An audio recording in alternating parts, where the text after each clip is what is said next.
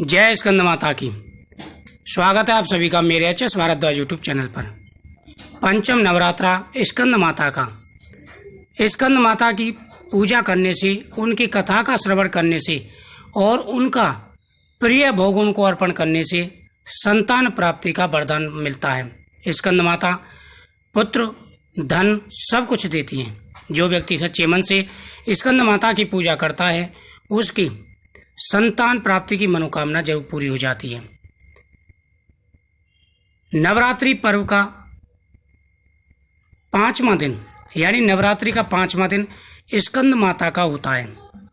नवरात्रि में स्कंद माता की पूजा करने से आत्मविश्वास में वृद्धि होती है। माँ स्कंद माता की पूजा से शत्रु भय खाते हैं, सभी संकटों का नाश हो जाता है। प्राचीन समय में तारकासुर नामक एक दैत्य था। वह बड़ा बलशाली और अहंकारी था। उस दैत्य ने सभी देवताओं को पराजित कर दिया। सभी देवता भगवान शिव के पास गए। भगवान शिव ने कहा कि हे देवताओं, तारकासुर को वरदान है कि कोई भी उसका वध नहीं कर सकता सिवाय शिव अंश के, यानी शिवांश ही तारकासुर का वध कर सकता है। शिव जी का जो अंश है, शिव जी के पुत्र के हाथ से ही तारकासुर का अंत होगा। देवता बड़े परेशान हुए। सभी देवता भगवान विष्णु के पास गए। भगवान विष्णु ने देवताओं को धीरज बनाया और कहा कि आप सभी स्कंद माता की आराधना करें। माता पार्वती ने स्कंद माता का रूप धारण किया। इधर भगवान के तेज से कार्तिकेय भगवान प्रकट हुए, यानी स्कंद भगवान। कार्तिकेय भगवान का लालन पालन कृतकाओं ने किया।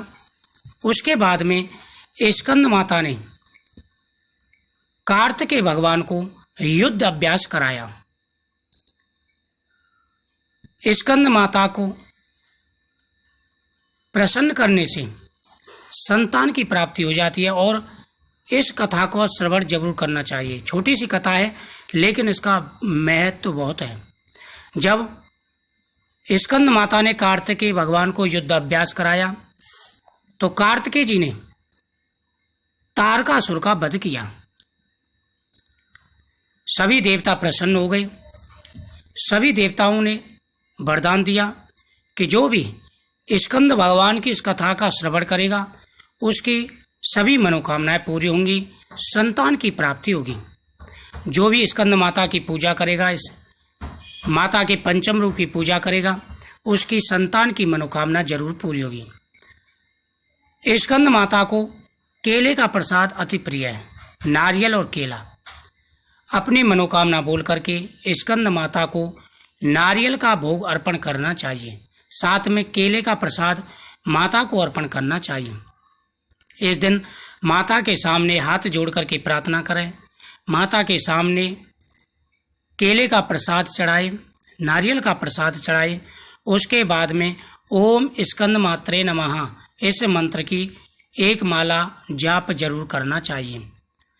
एक बतासे में लौंग लगा करके स्कंद माता के सामने अर्पण करनी चाहिए।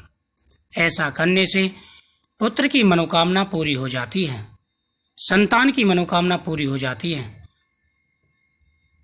जिसके भी शादी के बाद में संतान की प्राप्ति नहीं हुई है, अनेकों प्रकार के कष्ट वह पा रहे हैं या धन की परेशानी है, तब स्कंद माता की आराधना करनी चाहिए।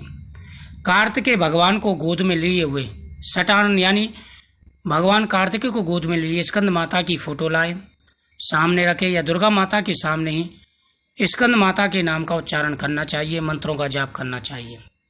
इस कथा का श्रवण करना चाहिए।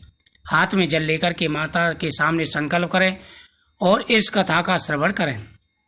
उसके बाद में जल माता के सामने गिरा दें। किसी आसन पर बैठ जाए, सिर पर वस्त्र रखे, चंदन चढ़ का टीका लगाए और पीले वस्त्र धारण करें। माता को पीले वस्त्र, पीले फूलों की माला बहुत ही प्रिय है। एक दूध में, यानी दूध का एक गिलास लें, उसे में केसर डालें और केला और नारियल का भोग अर्पण करें और फिर इसके बाद में इस प्रसाद को स्वयं भी ग्रहण करना चाहिए।